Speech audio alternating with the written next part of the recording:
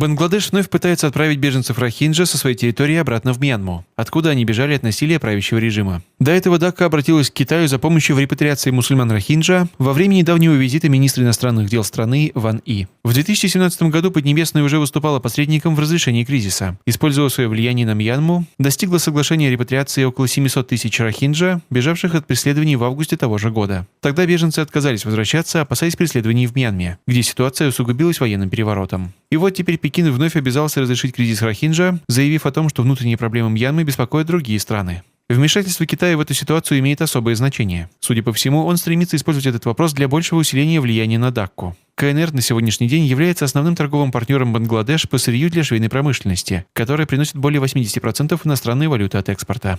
Кроме этого, в Бангладеш действует более 500 китайских компаний. Пекин участвует во всех крупных инфраструктурных проектах страны, таких как морские порты, речной туннель и автомагистрали, и помог построить самый большой мост через реку Падма стоимостью $3,6 миллиарда.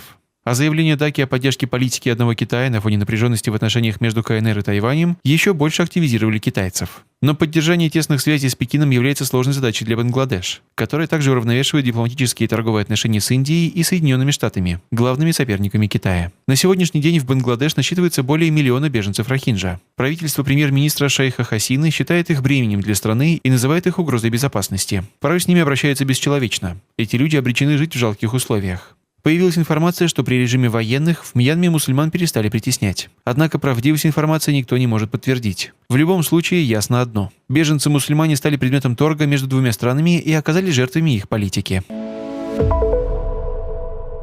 Спасибо, дорогой зритель, за твой лайк и комментарий. Это очень важно. Если у тебя есть возможность, смотри нас через VPN-сервис. Реклама поможет монетизировать наш контент.